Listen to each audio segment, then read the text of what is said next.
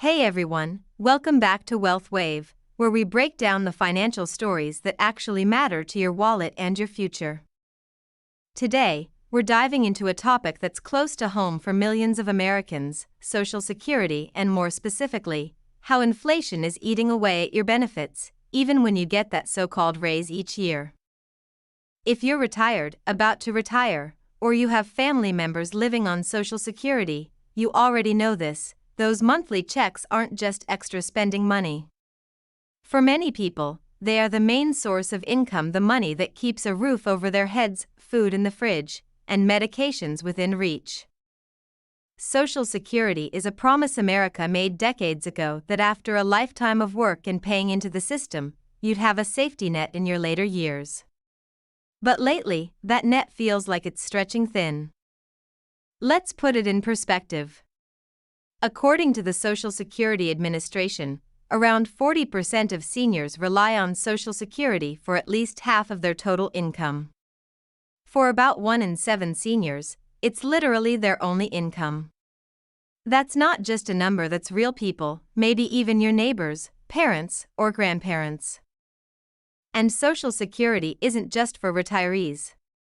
It's a lifeline for people with disabilities, widows and widowers, and children who've lost a parent. For these families, those monthly deposits aren't a bonus, they're survival. But here's the problem: prices keep going up. Groceries, rent, utility bills, healthcare, gas, you name it. Inflation slowly eats away at the value of your money. And while Social Security benefits typically rise a little each year, those increases, called COLAs, or cost of living adjustments, often aren't enough to keep pace with reality. Think about it: if your benefits go up 2%, but your rent jumps 5% and your medication costs climb 8%, are you really better off? No, you're falling behind, even though technically you got a raise. Every year, the Social Security Administration calculates the COLA based on inflation data from July, August, and September, specifically using the Consumer Price Index for urban wage earners and clerical workers, or CPIW. And here's the big catch: the CPIW isn't designed for seniors at all. It's based on the spending habits of younger, working Americans, people who spend more on things like transportation, clothing, and entertainment, and far less on healthcare. But seniors? They spend a huge chunk of their income on medical care, prescription drugs, housing, and utilities, all categories that tend to see faster price increases than the CPIW average. That means even when the COLA goes up, it might not reflect the real price increases older Americans face every day. Recent COLA numbers. Let's talk recent history. 2025 COLA, 2.5% increase applied in January 2025. 2026 COLA projections, somewhere between 2.6% and 2.7%. On paper, those numbers don't look terrible: a couple of percent here, a couple of percent there. But according to a recent survey, 80% of older adults believe their personal inflation rate is actually higher than the official number. And they might be right. Prescription drug prices?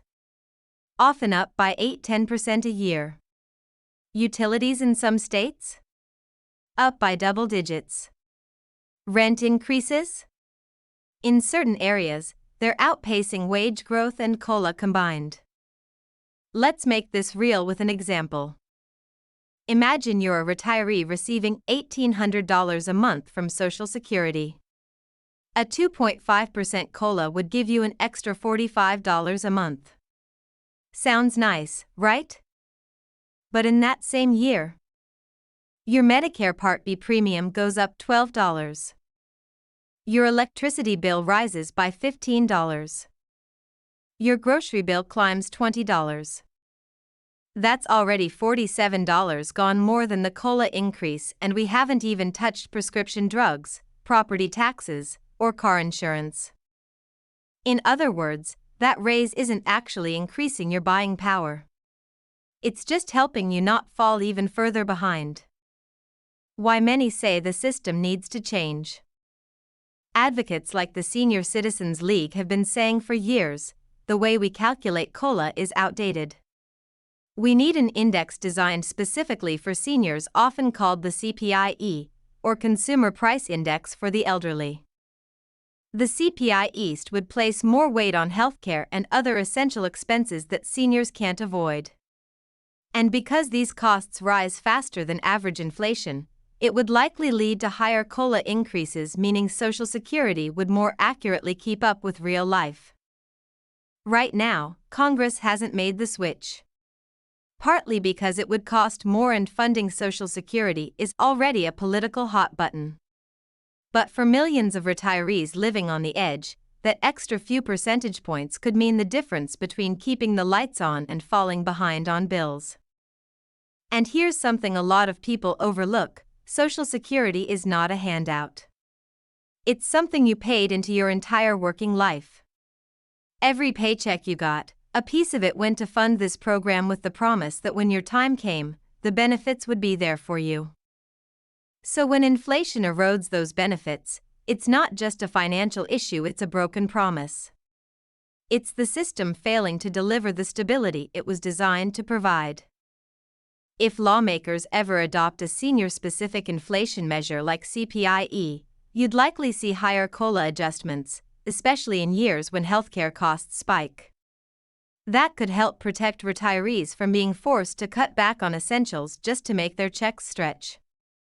Other ideas on the table include setting a minimum COLA so benefits never rise by less than a certain amount, providing an additional inflation relief bonus in years when healthcare prices outpace average inflation, adjusting Medicare premiums so they don't eat up COLA increases entirely. Until these changes happen, retirees will keep facing the same challenge trying to stretch a fixed income in a world where prices just keep rising. And while COLA is better than nothing, it's not keeping pace with reality. That's why it's so important for seniors, advocates, and voters to keep this conversation going. Because Social Security isn't just a number on a statement, it's the difference between living comfortably and living on the edge. If you or someone you know is feeling this COLA squeeze, share this video. Let's get the conversation moving so the people making these decisions understand this isn't about politics, it's about survival. And as always, I'll keep following every update, every proposal, and every change that could affect your Social Security benefits. So hit that subscribe button, join the Wealth Wave community, and let's ride this financial tide together.